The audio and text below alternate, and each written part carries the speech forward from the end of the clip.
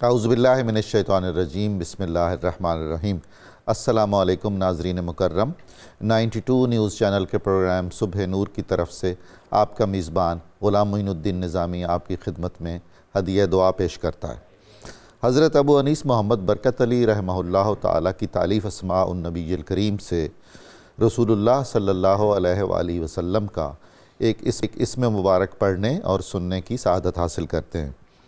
سیدنا اجود الناس صلی اللہ علیہ وآلہ وسلم ہمارے سردار سب سے زیادہ سخاوت فرمانے والے، درود و سلام بھیجے اللہ تعالیٰ آپ پر، آپ کی آل پاک پر اور آپ کے صحابہ کرام رضوان اللہ تعالیٰ علیہم اجمعین پر۔ معروف صحابی حضرت انس رضی اللہ تعالیٰ عنہ بیان فرماتے ہیں کہ ایک شخص بارگاہ رسالت مآب صلی اللہ علیہ وآلہ وسلم میں عرض کرنے لگا، حضور میرے گھر میں فاقہ ہے، کچھ عنایت فرمائیے۔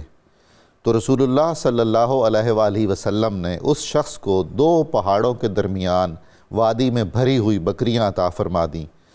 تو اس شخص نے واپس جا کر اپنے قبیلے والوں سے کہا کہ حضرت محمد صلی اللہ علیہ وآلہ وسلم تو اتنا نوازتے ہیں کہ غریبی اور مفلسی کا اندیشہ نہیں رہتا۔ یہ حدیث مبارکہ صحیح مسلم شریف میں بیان کی گئی ہے۔ ناظرین مکرم، ہمارا آج کا موضوع امیر القلوب، باقر الاسلام، باقر العلوم سیدنا امام محمد باقر علیہ السلام سے متعلق ہے۔ آپ کی حیات طیبہ، آپ کی خدمات، آپ کی فضیلتیں، علوم و فنون میں آپ کے کمالات اور یہ ساری چیزیں جس حد تک ممکن ہو سکا ہم آج کی گفتگو میں آپ کی خدمت میں پیش کریں گے اور یہ سعادت حاصل کریں گے۔ یہ جو ذکر جمیل اہل بیت ہے، صحیح معنوں میں یہ سیرت النبی کے ابواب کی توسیع ہے، اور حقیقت یہ ہے کہ صحیفہ مودت کی سورہ فاتحہ ہے، اس کے بغیر تکمیل نہیں ہوتی ہمارے ایمان کی، ہمارے دین کی اور ہماری عقیدت کی۔ اللہ تعالیٰ نے رسول اللہ صلی اللہ علیہ وآلہ وسلم کی اولاد مبارکہ کو ایک زندہ معجزہ بنایا جو رسول اللہ کا معجزہ ہے۔ یہ ذوات مقدسہ زمین پر چلتے پھرتے کوثر و تسنیم و سلسبیل کے نورانی چشمے رہے ہیں، جن کی فیض رسانی اور جن کی تسکین جنہوں نے فراہم کی پیاسوں کو، روحانیت کے پیاسوں کو، دین کے پیاسوں کو، علوم و فنون کے پیاسوں کو۔ اور ناظرین کرام، ہمیں یاد رکھنا چاہیے کہ آل رسول کی تطہیر کی گواہی تو اللہ تعالیٰ نے دی ہے۔ خود رسول اللہ صلی اللہ علیہ وآلہ وسلم نے اپنی آل اطہار کو معیت قرآن اور معیت حق کی سند عطا فرمائی ہے۔ برابر رکھا ہے آپ نے کہ میری اہل بیت قرآن سے الگ نہیں ہوگی، قرآن اہل بیت سے الگ نہیں ہوگا، یہی معاملہ حق کا ہے۔ تو جب ہم یہ تذکرہ کرتے ہیں پاکان اہل بیت کا، تو در حقیقت ہم ذکر قرآن بھی کر رہے ہوتے ہیں، ذکر سیرت بھی کر رہے ہوتے ہیں، اور ذکر معجزات رسول صلی اللہ علیہ وآلہ وسلم بھی کر رہے ہوتے ہیں۔ رسول اللہ صلی اللہ علیہ وآلہ وسلم کی اولاد مقدسہ میں جتنے بھی ائمہ اطہار ہوئے ہیں، یہ تو سچ پوچھئے کہ اللہ کی نشانی بھی ہیں اور رسول اللہ کی نشانی بھی ہیں۔ اگر انہیں آیت اللہ کہا جائے تو بے جا نہیں ہے، آیت الرسول کہا جائے تو بے جا نہیں ہے۔ وہ ساری نورانی نسبتیں جو ان کی ذات میں جمع تھیں، اور اس کے علاوہ ان کے اپنے کمالات، فضائل، خصائل اور علوم و فنون اور معارف کے وہ سرچشمے جو ان کی ذات میں ابل رہے تھے اور جن سے دنیا فیض یاب ہوئی، وہ سارا مل کر ایک ایسی فضا تخلیق کرتے ہیں جن پر ملائکہ بھی رشک کرتے ہیں۔ ہمیں سعادت حاصل ہوتی ہے کہ ہم جب بھی کوئی ایسا موقع ہوتا ہے تو ان کا ذکر کر کے اپنا نام لکھواتے ہیں ان کے ثناخانوں میں، ان کو یاد کرنے والوں میں، اور دراصل یہ ہم اپنے دلوں کا زنگ اتارنے کے لیے ریگ مال کا استعمال کر رہے ہوتے ہیں، تجدید کر رہے ہوتے ہیں اپنی عقیدتوں کی اور محبتوں کی۔ رجب المرجب کا آغاز ہوا ہے، آپ سب کو مبارک ہو، رسول اللہ صلی اللہ علیہ وآلہ وسلم کا مبارک پسندیدہ مہینہ جس کو آپ نے برکت کی دعا دی ہے، اور اس کے بعد انشاءاللہ شعبان، اور اس کے بعد انشاءاللہ رمضان المبارک ہوگا۔ تو اس مناسبت سے آغاز رجب پر ہم یاد کر رہے ہیں حضرت امام محمد باقر علیہ السلام کو۔ ناظرین کرام، اس اہم مقدس علمی اور روحانی موضوع پر گفتگو کی سعادت حاصل کرنے کے لیے آج ہمارے ساتھ 3 محترم مہمان تشریف فرما ہیں۔ میں ان کا تعارف کرواتا چلوں۔ محترم پیر قمر الشکور احمد صاحب تشریف رکھتے ہیں، محترم ڈاکٹر طاہر حمید تنولی صاحب ہمارے ساتھ ہیں، اور جناب ڈاکٹر سید حامد فاروق بخاری صاحب تشریف رکھتے ہیں۔ میں بہت شکر گزار ہوں آپ کی تشریف آوری کا۔ جناب پیر قمر الشکور احمد صاحب، حضرت امام محمد باقر کا اسم گرامی، کنیت، القاب، پس منظر خاندانی، عظمت آبا، کیا کیا بات کریں ہم، اور آپ کی ولادت باسعادت کا خوبصورت موقع اور بشارتیں۔ جی، بسم اللہ الرحمن الرحیم۔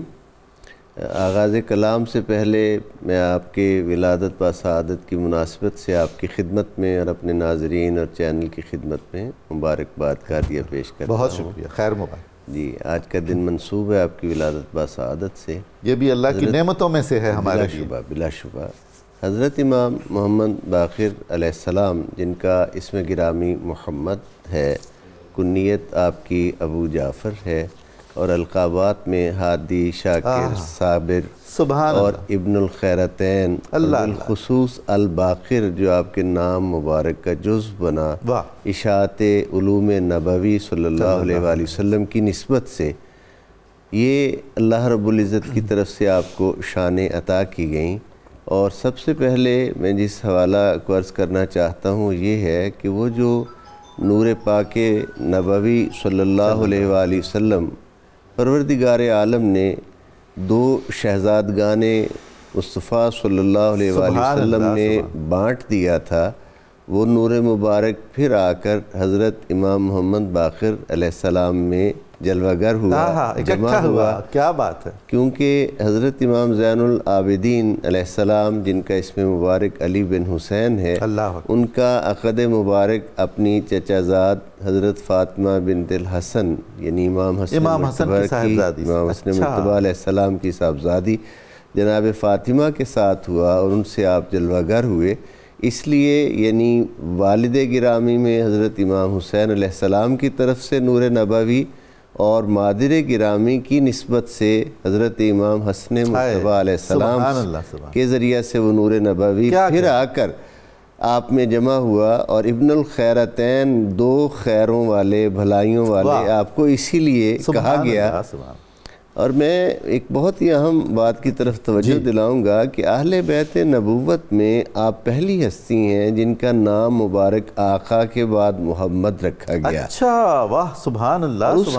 اس کی حکمت و مصلحت بھی اور افا نے یہی بیان کی ہے کہ چونکہ آقا کے بعد یہاں آ کر پھر وہ نور جمع ہوا تھا، اس لیے آپ کا نام مبارک جو ہے وہ محمد رکھا گیا۔ سبحان اللہ۔ تو حضرت امام زین العابدین علیہ السلام آپ کے والد گرامی ہیں، جن کی شان کائنات پر واضح ہے کہ آپ نے کس قدر مشکلات کو صبر کے ساتھ، خندہ پیشانی کے ساتھ برداشت کیا، اور پھر واپس مدینہ طیبہ آ کر پوری زندگی علوم نبوی کی تعلیم میں، تفسیر و تشریح میں، قرآن حکیم، احادیث نبویہ اور فقہ کی اشاعت میں، اور اس کے ساتھ ساتھ سانحہ کربلا پر غمزدہ رہنا، اس پر میں اپنی پوری زندگی جو ہے وہ گزاری۔ اس کے ساتھ ساتھ آپ نے حضرت امام محمد باقر علیہ السلام کی خصوصی توجہ اور خصوصی تربیت اس حوالہ سے فرمائی کہ ایک کام جو درمیان میں کچھ حوادث کی وجہ سے، میں خوشی کا موقع ہے اس لیے تذکرہ اشارہ دے رہا ہوں، کچھ حوادث کی وجہ سے کچھ کام جو تھا فیض نبوی کا بصورت علم حلقہ درس و تدریس وہ رکا ہوا تھا۔ حضرت امام زین العابدین علیہ السلام نے بالخصوص حضرت امام محمد باقر علیہ السلام پر توجہ فرمائی اور ان کو تیار کیا اس مقصد کے لیے۔ ویسے تو خود حضرت امام زین العابدین علیہ السلام سے حصول علم والے بہت بڑے بڑے ائمہ احادیث، یعنی حضرت امام زہری علیہ رحمت، دیگر وہ بزرگ شخصیات جن پر جا کر ہمارا اہل سنت کا سلسلہ اسناد ختم ہوتا ہے، وہ حضرت امام زین العابدین علیہ السلام کے شاگردوں میں ہیں۔ حضرت پیر صاحب، وہ جو آپ فرما رہے ہیں نا کہ ظاہری طور پر ایک تعطل ہمیں نظر آتا ہے، وہ بھی ظاہر خارجی دباؤ کا، یقیناً بہت شدید دباؤ کا یقیناً سبب تھا۔ اچھا، اب یہ صورتحال یہ ہے کہ اسلام تیزی کے ساتھ دنیا کے بہت سے ممالک میں پھیل چکا ہے، اور ہر خطے کے اپنے مسائل ہیں، ہر خطے کی اپنی اپنی ضروریات ہیں رہنمائی کے لیے۔ تو حضرت امام محمد باقر علیہ السلام کو اس مقصد کے لیے خاص طور پر آپ نے تیار کیا، آپ کی تربیت کی کہ مدینہ طیبہ ہی متلاشیان حق کا مرکز ہے اور قیامت تک رہے گا، اس لیے یہاں سے ہی ہر مشکل مسئلہ کا حل جو ہے وہ ہونا چاہیے۔ پھر آپ کو باقر کہا ہی اس لیے گیا کہ باقر کا معنی ہے اشاعت علوم والا، لغوی معنی ہے چیرنے والا، پھاڑنے والا، سرجری کرنے والا، جوہر نکالنے والا زمین سے، علم کے موتی جو ہے وہ نچھاور کرنے والا، لٹانے والا۔ تو یہ سارے معنی میں باقر کا لفظ استعمال ہوتا ہے۔ آپ کو باقر آپ کے معاصر علماء نے، تابعین نے اسی لیے آپ کو یہ لقب دیا کہ آپ کی مبارک ذات سے علم کے وہ چشمے پھوٹے جس کو آج تک، جس کے انسانیت پر بھی، مسلمانوں پر فقط نہیں، انسانیت پر جس کے احسانات ہیں اور رہنمائی اور روشنی کی تابندہ کرنیں جو ہیں وہ آپ کے مبارک فیض سے جاری ہیں، کوئی شک نہیں۔ حضرت امام محمد باقر علیہ السلام کا دور وہ دور ہے کہ ایک طرف یونانی فلسفیوں کے افکار کی یلغار آ رہی ہے، اس میں قرآن حکیم کی صحیح تشریحات احادیث نبویہ صلی اللہ علیہ وآلہ وسلم کی روشنی میں کرنے کی اشد ضرورت تھی، اور اس کو آپ نے اس طریقے سے نبھایا کہ صبح سے لے کے شام تک ہزاروں طالبان علم حقیقی آپ کی خدمت میں حاضر ہوتے، اور طالب اور شاگرد بدلتے رہتے، استاد ایک ہوتا، حلقہ درس ہوتا، اور جس علم کا کوئی طالب آپ کی خدمت میں حاضر ہوتا آپ اسے اس طرح سے نوازتے، نانا کے روضے کے سامنے بیٹھ کر۔ ابو جعفر آپ کی کنیت بھی اسی نسبت سے ہے کہ آپ حضرت امام محمد جعفر الصادق علیہ السلام بیٹا کوئی کم ہے حضور، کیا بات ہے، بیٹے سے آگے اور زیادہ اس آفتاب نبوت کا جو فیض آ رہا تھا اس کی شعائیں اور زیادہ منعکس ہوئی، اور زیادہ وہ نور پھیلا۔ پہلی درس گاہ میں یہ جملہ آپ کی خدمت میں اور آپ کے توسل سے اپنے سامعین کی خدمت میں، ناظرین کی خدمت میں پیش کروں گا کہ مدینہ طیبہ میں ویسے تو صفہ ہمارا بہت کیا بات ہے آپ کی، لیکن جو صفہ کی تشریحی اور تفسیری اعتبار سے پہلی دانشگاہ ہے وہ حضرت امام محمد باقر علیہ السلام نے قائم کی، اور آپ نے وہاں وہ علوم پڑھائے جو اس وقت دنیا کی کسی دانشگاہ میں پڑھائے نہیں جا رہے۔ آپ نے اس طرح انسانیت کو ان علوم سے آشنا کیا، وہ روشنی عطا فرمائی۔ حضور علیہ السلام کی مبارک سیرت کا مظہر کامل اٹھتے بیٹھتے گفتار میں محمد کے بعد جو محمد بنے ہیں، اور پھر ولادت باسعادت کی بشارت حضور صلی اللہ علیہ وسلم نے اپنے پیارے صحابی حضرت جابر بن عبداللہ انصاری رضی اللہ تعالیٰ عنہ، جلیل القدر صحابی جنہیں طبقہ اولیٰ میں محدث صحابہ کے طبقہ اولیٰ میں شمار کیا جاتا ہے، ان کو حضور نے اس طرح سے دی کہ حضرت امام حسین علیہ السلام میرے آقا کی آغوش رحمت میں آ کر بیٹھے، حضور سے کھیلنے لگے، تو حضور نے حضرت جابر کو مخاطب کر کے فرمایا، اے جابر، میرے اس نواسے کا، چھوٹے نواسے کو اللہ ایک بیٹا دے گا جس کا نام علی ہوگا، لیکن اسے کثرت عبادت کی وجہ سے زین العابدین کے نام سے یاد کیا جائے گا، اور اسے اللہ ایک بیٹا دے گا جس کا نام تو محمد ہوگا، میرے نام پر ہوگا، لیکن کثرت علم، اشاعت علم کی وجہ سے اسے لوگ الباقر کہیں گے۔ اور ساتھ ہی فرمایا کہ تو ان کی زیارت کرے گا، جب جابر تو انہیں پائے، ان کی زیارت کرے تو میرا انہیں سلام کہے۔ سبحان اللہ، سبحان اللہ، یہ وہ جملہ ہے ڈاکٹر صاحب، یہ وہ جملہ ہے جہاں آ کر دل جو ہے نا اس کی دھڑکنیں اور ہو جاتی ہیں، بشارت رسول کا، کیا سبحان اللہ، کیا نام بھی کام بھی ساری، اور سلام بھی، واہ واہ واہ، بہت شکریہ ڈاکٹر طاہر حمید تنولی صاحب۔ حضرت امام محمد باقر شہر علم کے وارث بھی ہیں، باب علم کے وارث بھی ہیں، اور ایک میں عجیب آپ سے شیئر کرنا چاہتا ہوں، اپنا تاثر مجھے نہیں معلوم۔ حضرت باقر کا جو نام مبارک ہے وہ بظاہر جلالی ہے، باقر، اپنے معنی کے اعتبار سے بھی، اپنے صوتی آہنگ کے اعتبار سے بھی، لیکن سن کر یا بول کر ہمیشہ جمالی اثرات مرتب ہوتے ہیں اس سے، کبھی یعنی وہ اس طرح کی ہیبت جو جلالی اسماء وغیرہ سے پیدا ہوتی ہے ویسا نہیں تھا۔ تو یہاں اب جب محبت، عشق اور علم اور سارا کچھ جمع ہو چکا ہے، ساری نسبتیں اور فضائل جمع ہیں، تو آپ کی تعلیم و تربیت اور حصول علوم و فنون کس طرح آپ کا فیضان جاری ہوا، اساتذہ، شیوخ، دور امامت، کچھ فرمائیے۔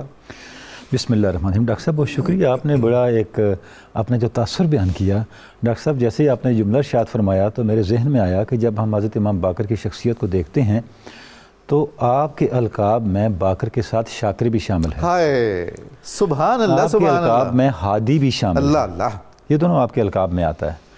تو سراپا جمال، سبحان اللہ۔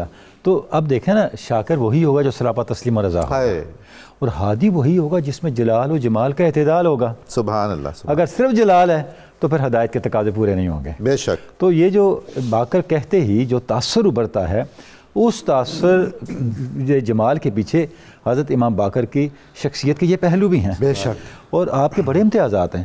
ڈاکٹر صاحب، ائمہ اہل بیت میں سے امام باقر وہ امام ہیں، شاید واحد امام ہیں جی، جو والد اور والدہ دونوں کی طرف سے جن کا شجرہ نسب آپ وسلم تک پہنچتا ہے۔ سبحان اللہ۔ جیسے امام جعفر الصادق ہیں تو ان کی والدہ سیدنا ابوبکر صدیق کی اولاد میں سے ہیں، ٹھیک ہے۔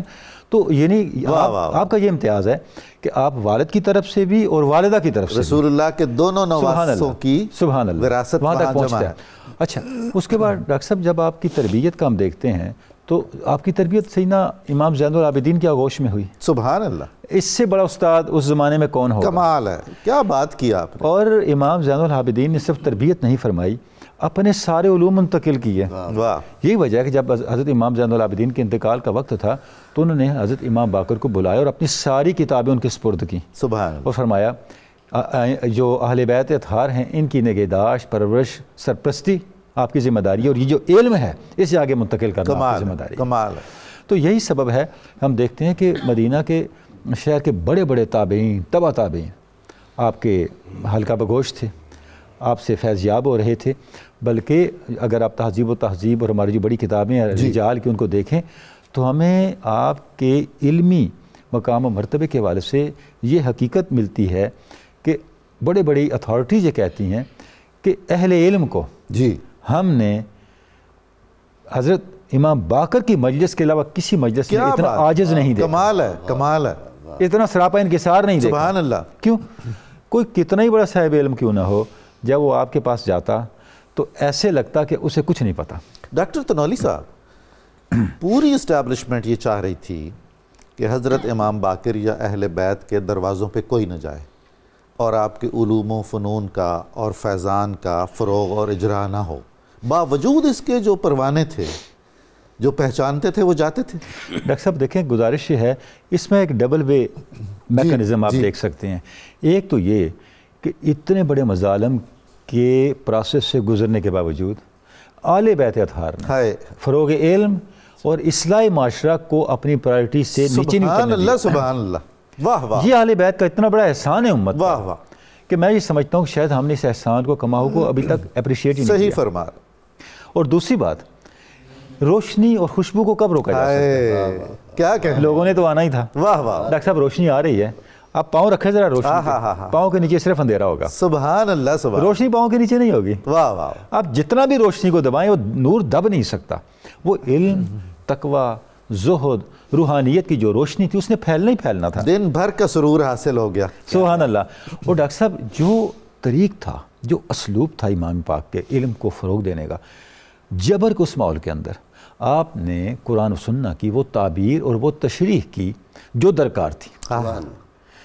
فتنوں کے اس دور کے اندر دیکھیں، آپ کے پاس ایک شخص پوچھنے کے لیے آیا کہ حضرت، اللہ تو ماہ سے زیادہ 70 ماہوں سے زیادہ رحم کرنے والا ہے، یہ کیسے ہو گیا کہ اللہ نے پہلے ہمیں گناہ کرنا لازم قرار دیا، بعد میں سزائیں بھی دیں؟ آپ نے فرمایا تم نے جبر و قدر کو سمجھا نہیں۔ واہ، جبر اور قدر کے درمیان ایک ایسا مقام ہے جس کی وسعت آسمان اور زمین سے بھی زیادہ ہے۔ سبحان اللہ، سبحان اللہ۔ اب یہ جو علوم کی جہتیں ہیں، ان سے شناسا امام باقر جیسی ہستی ہی ہو سکتی ہے، اور وہی پھر ہمیں ان علوم کی طرف ہماری پیش قدمی کو ممکن بنا سکتی ہے۔ سبحان اللہ۔ محترم ڈاکٹر سید حامد فاروق بخاری صاحب، حضرت امام محمد باقر کا جو علمی مرتبہ اور مقام ہے، اور خاص طور پر جو عصری ضروریات سے آگاہی ہے، بالکل ایسے لگتا ہے کہ جیسے فرض کریں آج کریکولم ڈیولپمنٹ کے لیے آپ ایک عظیم الشان تھنک ٹینک بنائیں تو وہ ایک فرد نے، ایک شخص نے وہ سارا کام کیا ہے، اور کتنے مختلف علوم و فنون کے لوگوں نے فیض پایا ان سے۔ معروف تلامذہ بھی آپ کے ایسے ایسے اکابر ہیں؟ بسم اللہ الرحمن الرحیم. بہت شکریہ حضور والا. آج کی حاضری تو کوئی اس میں شک نہیں کہ حضرت سیدنا امام باقر علیہ السلام کے تصرف سے اور آپ کے کرامت سے ممکن ہو سکی ہے. اللہ رب العزت آنا اپنی بارگاہ میں قبول فرمائے. آمین. اور جو آپ نے ارشاد فرمایا اس حوالے سے حضرت سیدنا امام باقر علیہ السلام کا اپنا ارشاد گرامی ہے، اور آپ سورہ نمل کی اس آیت مبارکہ کو جو حضرت سلیمان علیہ السلام کا مقولہ قرآن پاک میں ذکر ہوا، آپ نے علم کے لیے آپ خود یہ ارشاد فرمایا کرتے تھے کہ علمنا منطق الطیر و اوتینا من کل شیء ان ھذا لہو الفضل المبین. یعنی اللہ رب العزت نے جتنے بھی علوم ہیں جن کے بارے میں قرآن کہتا ہے کہ وعلم آدم الاسماء کلھا، تو لگتا یہ ہے کہ وہ سارے علوم رب رحمان نے اہل بیت اطہار کو عطا فرما دیے. اور حضرت سیدنا امام باقر علیہ السلام تو پھر اس قافلہ کے سالار ہیں جن کو میرے رب نے یہ برکتیں عطا فرمائی. یہاں یہ جملہ میں عرض کرنا چاہوں گا کہ حضرت سیدنا امام باقر علیہ السلام کے زمانے میں جو اموی حکومت تھی اس کا کیونکہ چراغ گل ہونا شروع ہو گیا تھا اور وہ اپنے انجام کو پہنچ رہے تھے، اس لیے اہل بیت اطہار کی طرف ظلم کے اعتبار سے ان کی وہ توجہ نہیں تھی جو بعد میں آنے والے ائمہ کرام کو سامنا کرنا پڑا. اب اس زمانے میں اس دور میں جتنا موقع ملا آپ نے پھر وہ علم کی روشنی کو آگے پھیلایا. ورنہ مجھے لگتا یہ ہے کہ اس گھر میں سارے باقر العلوم ہیں، لیکن آپ نے اپنے زمانے کے اعتبار سے وہ کام کرتے رہے ہیں. حضرت امام تقی علیہ السلام ہوں، حضرت امام نقی علیہ السلام ہوں، حضرت امام حسن عسکری ہوں، یا ان سے پہلے جتنے بھی ائمہ ہیں، تو سب نے اسی طرح دین کی خدمت کی ہے. روضۃ الصفا میں آپ کا ایک قول منقول ہے کہ آپ ارشاد فرماتے ہیں قسم ہے اس ذات کی کہ جس نے زمین اور آسمان میں سے ہمیں منتخب کیا ہے. اللہ رب العزت نے منتخب کیا ہے ہمیں، اور آپ نے سارے علوم کے خزانوں کا ہمیں وارث بنایا ہے. یہ آپ خود ارشاد فرما رہے ہیں. اور ہم شجرہ نبوت ہیں اور ہم معدن حکمت ہیں. یعنی آپ نے صرف ظاہری قرآن کے علوم یا حدیث کے علوم یا فقہ کے علوم یا علم الکلام یا تنزیل یا تعویل پہ کام نہیں کیا، نہ منطق پہ صرف کام کیا ہے. آپ کو اللہ رب العزت نے اس گھر میں پیدا فرمایا ہے کہ آپ کے جد معلم حکمت بھی ہیں، صرف معلم کتاب نہیں. تو آپ نے وہ علم پھیلایا ہے تو حکمت کے ساتھ کہ ادعو الی سبیل ربک بالحکمہ والموعظۃ الحسنہ وجادلہم باللتی ہی احسن. تو آپ نے ارشاد فرمایا کہ ہم شجرہ نبوت ہیں، ہم معدن حکمت ہیں، ہمارے گھر میں وہی نازل ہوتی رہی ہے. تزکیہ کرنے والے بھی ہیں. جی ہمارے گھر میں وہی نازل ہوتی رہی ہے، ہمارے گھر میں فرشتے حاضر ہوتے رہے. اور پھر ان ساری چیزوں کے بعد آپ ایک نتیجہ دیا کرتے تھے، اور وہ یقیناً ہم سب کے لیے زیادہ راہ ہے. آپ ارشاد فرماتے ہیں کہ اسی علمی مقام کو دیکھ کر آج کے دنیا کے ظاہری حکمرانوں کو ہم سے حسد ہو جاتا ہے، وہ برداشت نہیں کر پاتے، حالانکہ اللہ کی جناب میں ہمارا مقام بہت عرفہ ہے، بہت بلند ہے. وَقَانَ زَاہِدًا عَالِمًا. آپ صرف عالم نہیں تھے، زاہد عالم تھے. آج بھی ہمیں ضرورت ہے، علماء تو بہت ہو گئے لیکن زاہد علماء کم ہو گئے. اچھا، یہاں زہد کو مقدم رکھا، علم پر زہد کو مقدم رکھا، اور زہد کی چاشنی نظر آتی ہے آپ کے علم میں. اور اسی لیے راوی یہ کہتا ہے کہ آپ کی مجلس میں جب علماء آتے تھے، اور اس کی طرف قبلہ نے اشارہ بھی کیا، جو اپنی ذات میں تو اپنے آپ کو بہت بڑا عالم سمجھتے تھے، لیکن جب آپ کی خدمت میں آتے احسوا انہم عیال علیہ وتلامیذ بین یدیہ، جب آپ کے سامنے آتے تو لگتا ہم تو آپ کے محتاج ہیں، جو ملتا یہیں سے ملتا ہے. وَلِذَالِكَ لُقِّبَ بِالْبَاقِرِ. اسی وجہ سے آپ کو باقر کہا جاتا ہے کہ آپ باقر العلوم ہیں. من باقر العلم واستخرج خفایاہ. آپ نے صرف علم کے چشمے نہیں آپ کی ذات سے آگے آئے، بلکہ آپ نے جو مخفی علوم تھے ان سے بھی پردہ اٹھایا اور علم طریقت کو بھی ہمارے سامنے رکھا ہے. اور اس لیے اللہ رب العزت نے آپ کو یہ مقام اور یہ شان عطا فرمائی. اور وہ مشہور واقعہ ہے کہ جب آپ دمشق سے واپس تشریف لا رہے تھے تو آپ نے دیکھا کہ نصارہ کا ایک معبد ہے اور وہاں لوگوں کا ہجوم ہے، جم غفیر ہے. پوچھا تو پتا چلا کہ آج ان کا راہب باہر آئے گا، اور وہ سال میں صرف ایک مرتبہ آتا ہے، اور لوگوں نے جو بھی علمی معلومات حاصل کرنی ہوتی ہیں آج اس کی خدمت میں چلے جاتے ہیں. آپ نے ارشاد فرمایا کہ میں بھی دیکھتا ہوں کہ یہ کیا معاملہ ہوتا ہے. آپ تشریف لے گئے. اب وہ بھی عالم تھا، تورات کا بھی، انجیل کا بھی، زبور کا بھی، اور ان ہستیوں کا ذکر تو تورات میں بھی ہے، زبور میں بھی ہے، انجیل میں بھی ہے، اور قرآن نے اس کی تصدیق کی ہے جو اپنے سے پہلی کتب ہیں۔ تو اس نے کہا کہ آپ نصارہ میں سے ہیں؟ آپ نے فرمایا نہیں میں تو نصارہ میں سے نہیں ہوں۔ پھر اس نے جملہ بولا آپ جہلاء میں سے ہیں یا علماء میں سے ہیں؟ اب باقر العلوم نے یہ نہیں کہا میں بہت بڑا عالم ہوں، آپ نے کہا میں جاہل نہیں ہوں۔ سبحان اللہ۔ یہ وہ زاہد عالم ہوتا ہے جس کے اندر تواضع ہے، انکسار ہے، اور ہر وقت سر جھکا رہتا ہے۔ پھر اس نے کہا جی کہ میں آپ سے سوال کرنا چاہتا ہوں، میں اختصار کے ساتھ عرض کر رہا ہوں۔ اس نے سوال کیا پہلا یہ بتائیے کہ وہ کون سا لمحہ ہے، کون سی ساعت ہے، کون سی گھڑی ہے جو نہ دن میں ہے نہ رات میں ہے، اس کا جواب دیجئے۔ تو آپ نے ارشاد فرمایا وہ طلوع فجر سے لے کر طلوع آفتاب کا وقت ہے، اس وقت رات ختم ہو چکی ہوتی ہے اور دن ابھی شروع نہیں ہوتا، لیکن وہ اللہ کی رحمت کی گھڑی ہوتی ہے، اللہ کی رحمت کا وقت ہوتا ہے۔ ان المتقین فی جنات وعیون، اور انہی آیات کے آخر میں فرمایا وبالاسحار ہم یستغفرون، کہا یہ وہ لمحہ ہے جو اللہ کی رحمت کا ہے، ہر انسان کو اس لمحے کو تلاش کرنا چاہیے۔ اور دوسرا سوال یہ تھا کہ آپ کہتے ہیں جنت میں نعمتیں بھی ملیں گی، جو چاہو گے ملے گا، قضائے حاجت بھی نہیں ہوگی، اس کی کوئی مثال ہے دنیا میں؟ تو آپ نے ارشاد فرمایا وہ ماں کے بطن کی مثال ہے، ماں کے پیٹ کی مثال ہے، بچہ رہتا ہے 9 ماہ، غذا بھی لیتا ہے، فضلہ بھی خارج نہیں ہوتا، قضائے حاجت بھی نہیں ہوتی۔ اور تیسرا سوال یہ تھا کہ آپ فرماتے ہیں کہ جنت کے میوے ختم ہی نہیں ہوں گے، کھاتے جاؤ گے میوے بڑھتے جائیں گے۔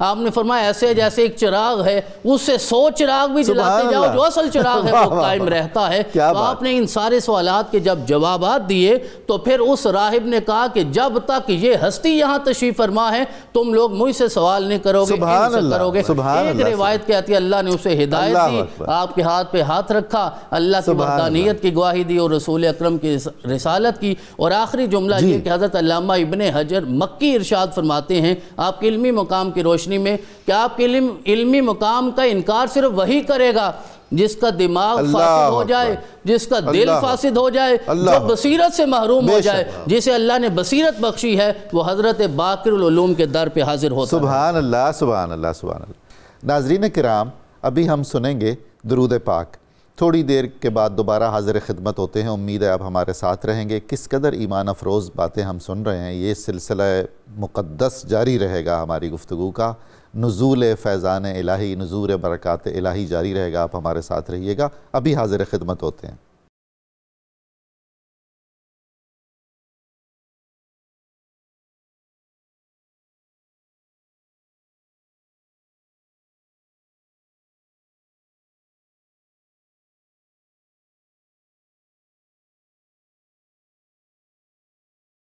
السلام علیکم ناظرین کرام، آپ کو صبح نور میں دوبارہ خوش آمدید کہتا ہوں۔ آج ہم ذکر جمیل بیان کرنے کی سعادت حاصل کر رہے ہیں حضرت امام محمد باقر علیہ السلام کے حالات، آپ کی تعلیمات، آپ کے افکار اور آپ کے گہرے اثرات جو امت مسلمہ پر مرتب ہوئے۔ رسول اللہ صلی اللہ علیہ وآلہ وسلم کی اولاد پاک میں جو ائمہ ہیں، یہ امت کے لیے اللہ کے رسول کا دائمی صدقہ جاریہ ہیں، سچ پوچھئے تو۔ اور یہ جو ذکر پاک ہے حضرت باقر الاسرار والمعارف کا، امام باقر کا، اس کی تو اپنی شان ہے۔ آئیے محترم پیر صاحب سے پوچھتے ہیں کہ حضرت امام محمد باقر کی شادی، آپ کی اولاد پاک اور معاصرین اور وصال تدفین وغیرہ کے حوالے سے ہمیں علم بڑھائیے ہمارا۔ ایک جملہ میں اس سے پہلے عرض کرنا چاہتا ہوں۔ صاحب گلدستہ اہل بیت نے 1-2 روایتیں بیان کی، وہ کہتے ہیں کہ آپ کو تمام عرب کے علماء سید الفقہاء الحجاز کہتے تھے، یعنی آپ کی یہ شان تھی۔ سبحان اللہ۔ اور ایک ملاقات کا ذکر کرتے ہوئے انہوں نے لکھا کہ حضرت امام اعظم ابو حنیفہ رحمۃ اللہ تعالیٰ آپ کی خدمت میں حاضر ہوئے، آپ نے انہیں بیٹھنے کا حکم فرمایا جی، تو انہوں نے کہا، عرض کیا کہ پہلے آپ بیٹھیں گے تو میں بیٹھ سکتا ہوں، آپ کا ادب ہم پر اس طرح لازم ہے جیسے اصحاب محمد پر آقا صلی اللہ علیہ وسلم کا ادب تھا۔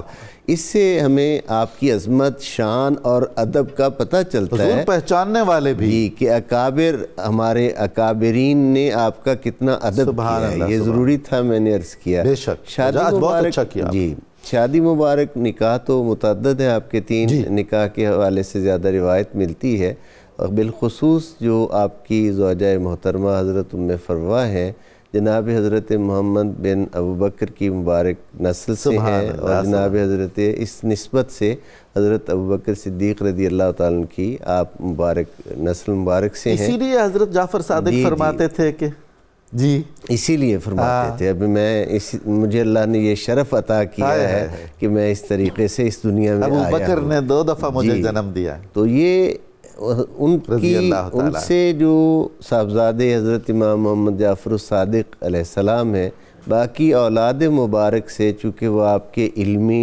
روحانی جانشین ہیں، اس لیے ان کا شہرہ بھی بہت زیادہ ہوا، فیضیاب بھی امت مسلمہ اور انسانیت کو انہوں نے بہت زیادہ کیا، اور انہی کا تذکرہ آپ کی مبارک خاندان اور آپ کی اولاد اور پسماندگان میں سب سے زیادہ ہمیں ملتا بھی ہے۔ ویسے تو برکت والی سبھی ہستیاں ہیں، لیکن اللہ رب العزت نے جو انہیں سربلندی عطا فرمائی کہ مثل آفتاب و مہتاب وہ چمکے، اور ان علوم نبوی و مرتضوی کی آپ کے بعد انہوں نے تشریح کی کہ ائمہ اہل سنت بھی ان کے قدموں میں آئے اور سب نے ان سے اکتساب فیض کیا، اپنے اور پرائے ان کی عظمت کو سلام جو ہے وہ پیش کرتے ہیں۔ حضرت یہ امام زید آپ کے بھائی تھے؟ جی، حضرت امام زین العابدین علیہ السلام کے صاحبزادے ہیں جی، اور ان کے بارے میں جو مشہور ہے وہ یہ کہ آپ کی حضرت امام زید کی جو والدہ ماجدہ ہیں وہ سندھ سے ان کا تعلق تھا، اللہ اکبر، یعنی وہ ان کا تعلق اس علاقے سے تھا۔ حضرت امام محمد باقر علیہ السلام کو پروردگار عالم نے جو بے پناہ فضیلتیں عطا فرمائیں، شرف تو والدین آبا کی طرف سے ہے جو انسان کو آتا ہے، ایک شرف اس کی اپنی صلاحیت محنت جو گاڈ گفٹڈ ہے وہ ہوتا ہے، اور تیسرا شرف ان کے لیے جو بنتا ہے وہ ان کی مبارک اولاد، کہ وہ سرچشمہ ہدایت خشک نہیں ہوا بلکہ اس کا فیضان آگے اور بڑھا ہے، اور اس نے ایک جہان کو منور کیا ہے۔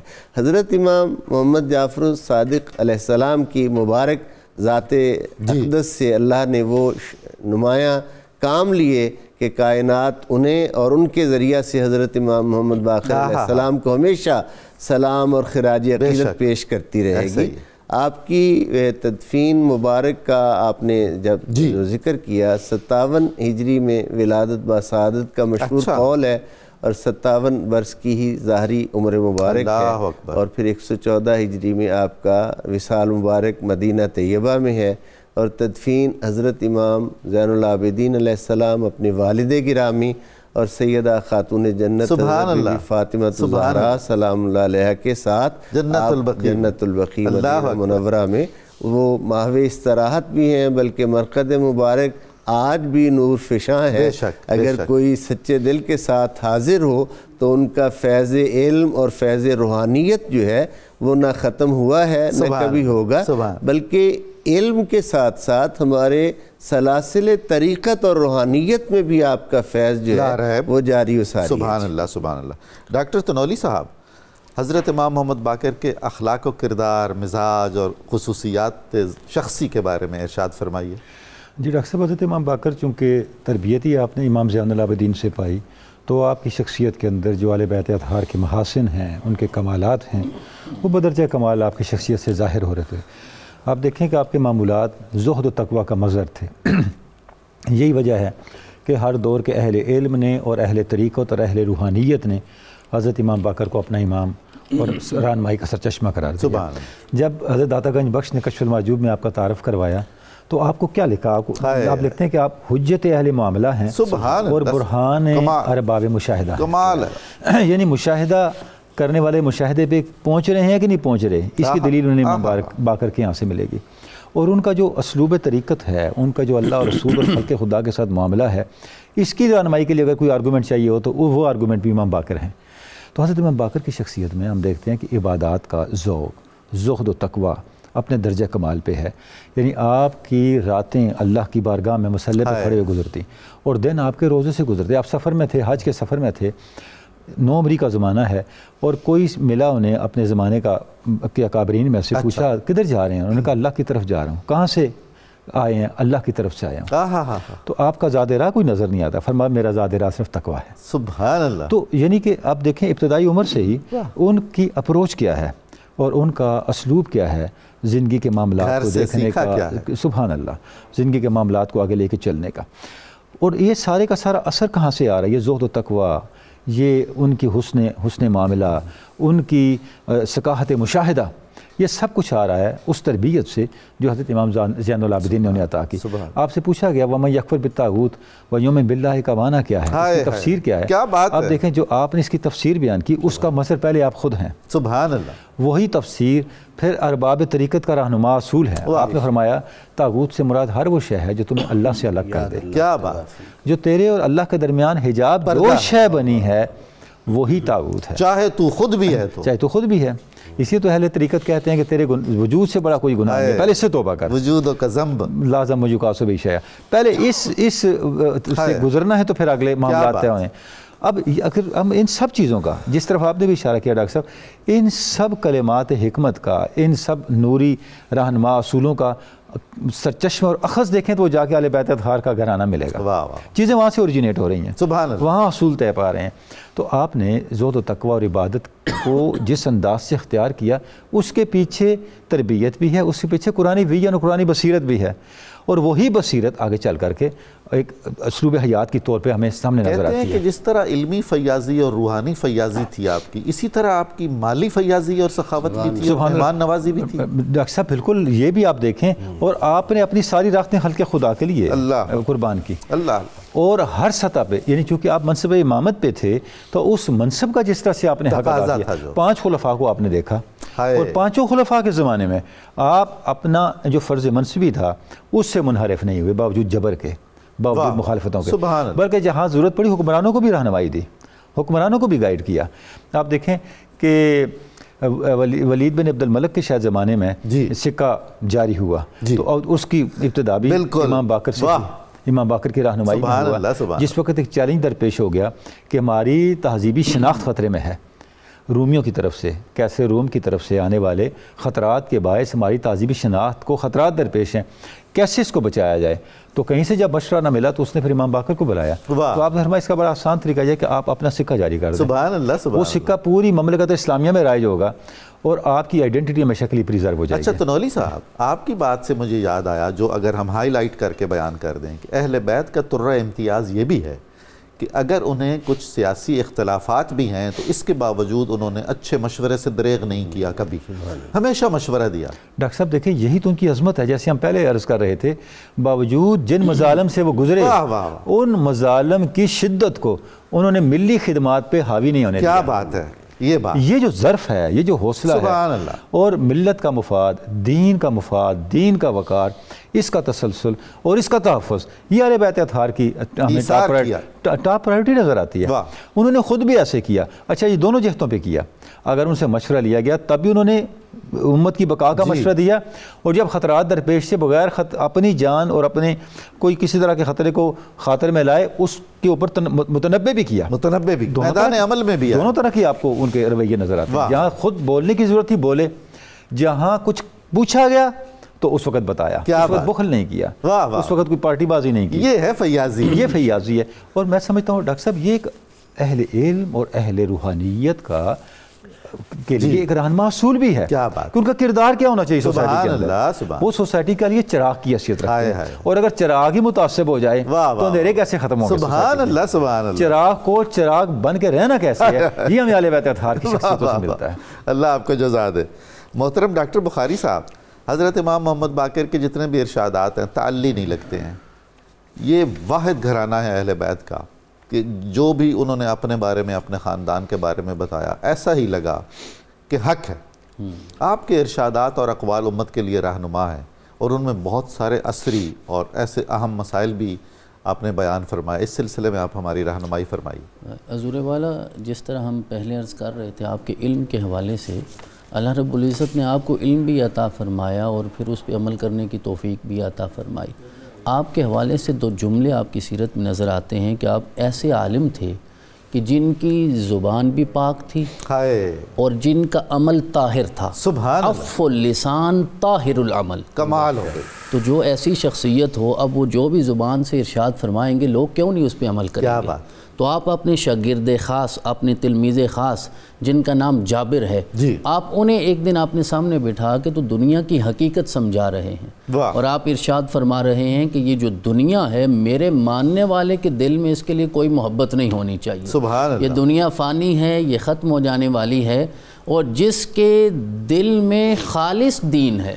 اور پھر آپ نے ان آیات کی تلاوت فرمائی سورہ زمر کی کہ تنزیل الکتاب من اللہ العزیز الحکیم انا انزلنا الیک الکتاب بالحق فاعبد اللہ مخلص اللہ الدین الا للہ الدین الخالص۔ تو فرمایا دل میں ایک ہی چیز ہو سکتی ہے، یا دین ہوگا یا دنیا، تو لہذا ہم نے دنیا کو نکالنا ہے اور یہاں دین کو رکھنا ہے۔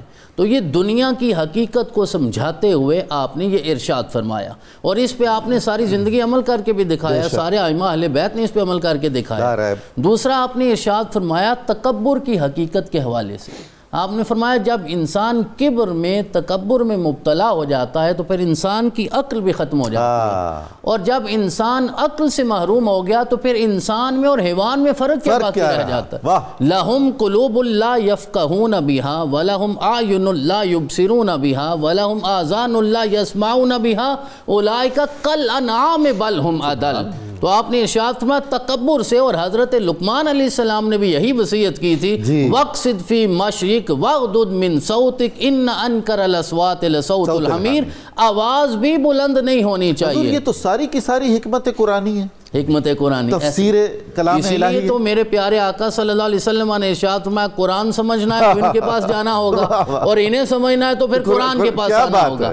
تو یہ سارا فہم ہمیں قرآن سے اور پھر نبی اکرم کے خاندان سے، اہل بیت اطہار سے ہی تو حاصل ہوتا ہے۔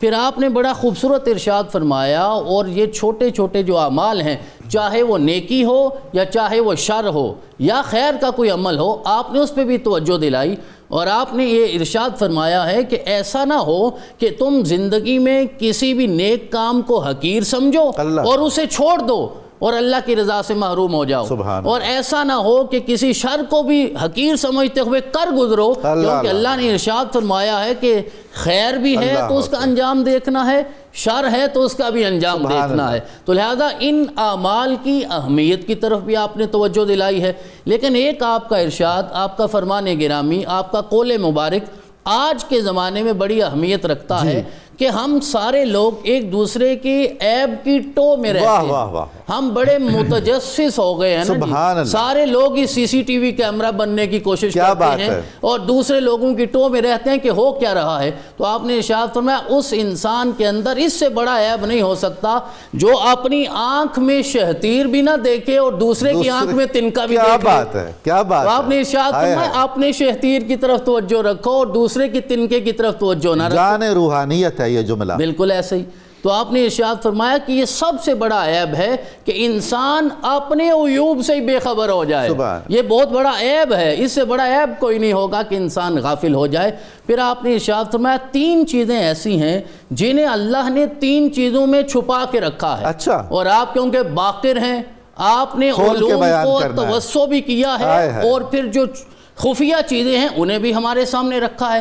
آپ نے ارشاد فرمایا اللہ رب العزت نے اپنی رضا کو اطاعت میں چھپا کے رکھا ہے، ناراضی کو معصیت میں چھپا کے رکھا ہے، اور اللہ نے اپنی دوستی کو اولیاء کی محبت میں چھپا کے رکھا ہے۔ تو لہذا ایسا نہ ہو کہ کسی دوسرے انسان کو تم حقیر جانو اور وہ اللہ کا ولی ہو، اللہ کا دوست ہو، بابا ہو، صالح ہو، نیک ہو۔ لہذا کسی بھی انسان کو خود سے حقیر نہیں سمجھنا چاہیے۔ اور میں تائید کرنا چاہوں گا، حالانکہ میری نہ استعداد ہے نہ حیثیت، قبلہ تنولی صاحب کی، کہ حضرت کے علم کے بارے میں، ائمہ اہل بیت کے بارے میں جو فرمایا جا رہا تھا، آپ کیوں نہیں علم پھیلائیں گے؟ آپ نے خود ارشاد فرمایا کہ علم کی زکوٰۃ ہے کہ دوسروں تک پہنچاؤ، تو آپ زکوٰۃ نہیں دیں گے تو کون دے گا؟ اور آپ زکوٰۃ شریعت یا طریقت تک تو رکتے نہیں تھے، آپ تو زکوٰۃ حقیقت دینے والے تھے، آپ نے سب کچھ امت کو عطا فرما دیا۔ اور آخری ایک تصوف کی بنیاد رکھتے ہوئے آپ نے ارشاد فرمایا اللہ کی ذات کو سمجھنے کی انسان جتنی بھی کوشش کر لے، انسان پھر انسان ہے، وہاں تک پہنچ نہ پاؤ گے، اس کی ذات کی نہ کوئی حد ہے نہ تمہارا قیاس وہاں تک پہنچ سکتا ہے، بس رب کا نام آئے تو اپنا سب کچھ جھکا دیا۔ سبحان اللہ، سبحان اللہ، کیا اچھا سبق ہے۔ میں بہت شکر گزار ہوں آپ کی تشریف آوری کا، ممنون کرم ہوں۔ معزز ناظرین کرام، کتاب الشفا سے وظیفے کا وقت ہوا ہے۔ یہ حصول ملازمت کا عمل ہے۔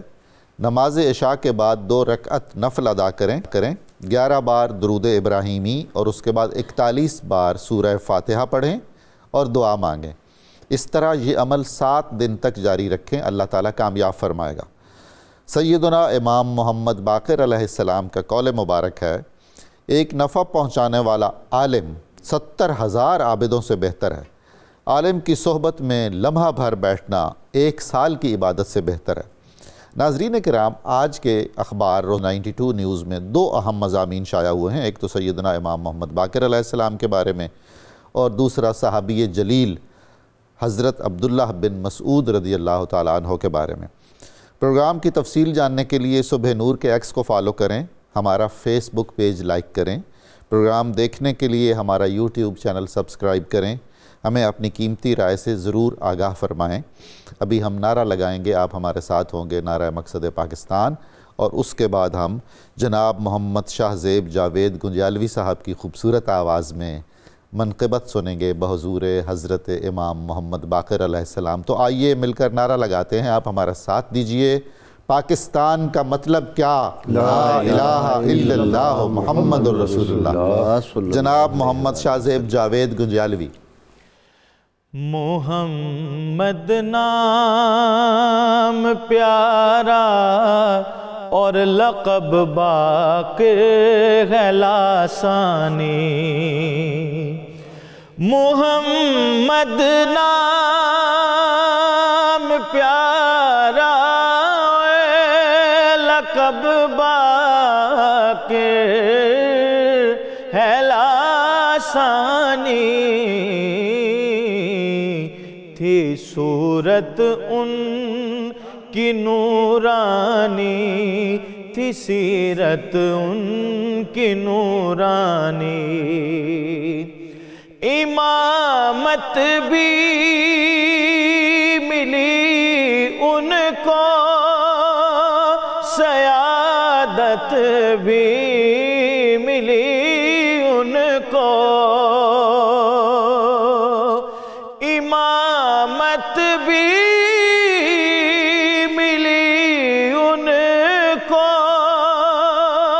سیادت بھی ملی ان کو، جہان علم پر بھی تھی ملی باقر کو سلطانی، جہان علم پر بھی تھی ملی باقر کو سلطانی، فقیہان زمانہ چومتے ان کے قدم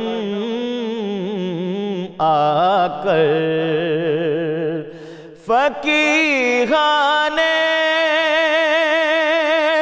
زمانہ چومتے ان کے قدم آ کر، سکھائے مومنوں کو آپ تھے احکام قرآنی، سکھاتے مومنوں کو آپ تھے احکام قرآنی، کرم ساجد ہوا مجھ پر خداوندے دو عالم کا، کرم ساجد ہوا مجھ پر